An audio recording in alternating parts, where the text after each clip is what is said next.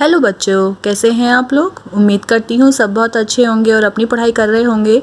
बच्चों, ये जो हमारा चैप्टर है, ये चैप्टर 2 आपको दिख रहा है, लेकिन ये क्लास 7th का है और हम काफ़ी आगे निकल चुके हैं, लेकिन चैप्टर बीच में रह गया था। मैंने अभी देखा है, एक बच्चे ने मुझे याद दिलाया कि मैम चैप्टर 2 की वीडियो शेयर कीजिए, बट देखा तो वीडियो है ही नहीं। तो चलिए आज हम कवर करेंगे चैप्टर 2 क्लास 7th का। और इससे पहले मैं आपको बता दूं कि आप मेरे को टेलीग्राम पर भी ज्वाइन कर सकते हैं और टेलीग्राम का जो लिंक है वो मैं आपको डिस्क्रिप्शन बॉक्स में शेयर कर दूंगी। So please join there to find new videos. चलिए स्टार्ट करते हैं आज का चैप्टर नंबर 2, रेशों से वस्त्रों तक। सबसे पहले ये कि रेशे क्या होते हैं। देखो, वस्त्र बच्चों बहुत तरह के होते हैं। सूती कपड़े होते हैं, रेशमी होते हैं, ऊनी होते हैं, बहुत तरह के कपड़े होते हैं जो कि हम पहनते हैं। तो वो किसी चीज़ से तो बनते ही है ना, तो वो धागों से बनते हैं। उन्हीं धागों को किसी चीज़ के थ्रू बनाया जाता है और जिनके थ्रू वो बनाया जाता है उन्हें बोलते हैं रेशे। ठीक है, तो चलिए, जो पिछली कक्षा में मतलब क्लास 6 में आपने पढ़ा था वो पढ़ा था कि जो रेशे आपने पढ़े हैं, कपास और जूट पढ़ा है। कपास से बनती है रुई, रुई से बनता है सूती कपड़ा और जूट से बनता है बोरे वगैरह बनते हैं। ये आपको मैं आगे बताऊंगी। और इस चैप्टर में आप पढ़ेंगे ऊन और रेशम के बारे में।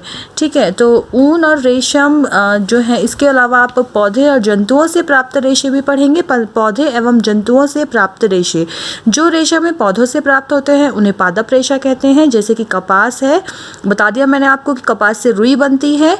और जो जूट है वो बनता है पटसन या सनई के पेड़ से। मतलब जो पादप रेशे कौन कौन से हैं आपने लास्ट क्लास में पढ़ा है, कपास और जूट।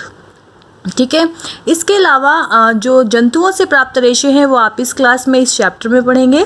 उन्हें जांतव रेशे कहते हैं। और सब दो चीज़ें पढ़ने वाले हैं आप, ऊन और रेशम।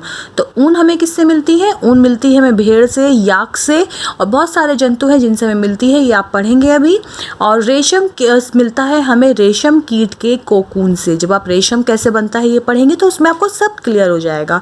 ठीक है, चलिए इसका नेक्स्ट टॉपिक हम शुरू करते हैं। आज मैं ज़्यादातर टॉपिक कवर नहीं कराऊंगी, जितना हो सकता है उतना ही कवर कराऊंगी। सेकंड टॉपिक है इसका, ऊन प्रदान करने वाले जंतु। तो ऊन प्रदान करने वाले जंतु केवल भेड़ नहीं होती है, ऊन प्रदान हमें बहुत सारे जंतु करते हैं। कौन कौन से हैं वो हम देखेंगे।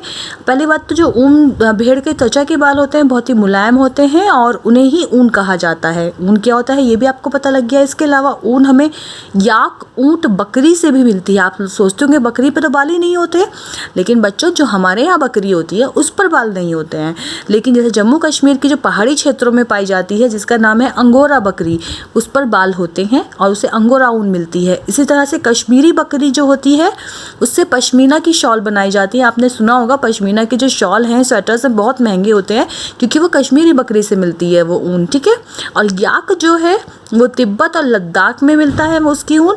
इसके अलावा दक्षिण अमेरिका में लामा, अल्पेका नामक जंतुओं से ऊन प्राप्त किया जाता है। ठीक है, देखिए यहाँ पर आपकी बुक में पिक्चर्स भी दी हुई हैं। ये घने बाल वाली भेड़ है, ये याक है जो आपने पहाड़ों पर देखा होगा अगर आप पहाड़ों पर गए होंगे। और ये ऊंट है, ऊंट से के भी बाल जो होते हैं उससे ऊन बनती है। लामा बकरी, बकरी, अंगोरा बकरी और अल्पेका। ठीक है, ये ऊन प्रदान करने वाले जंतु हैं। चलिए आज की वीडियो में इतना ही। कल हम आपको बताएंगे कि ऊन कैसे तैयार की जाती है, किस विधि से तैयार की जाती है। और इसके अलावा हम एक और टॉपिक कवर करने वाले हैं जो कि आपके क्वेश्चन आंसर्स में भी है, वर्णात्मक प्रजनन और ऊन को बनाने के विभिन्न चरण। ये सब हम नेक्स्ट वीडियो में कवर करेंगे। So keep watching the videos. हाँ, टेलीग्राम पर आप जरूर ज्वाइन कर लें। Thank you, bye.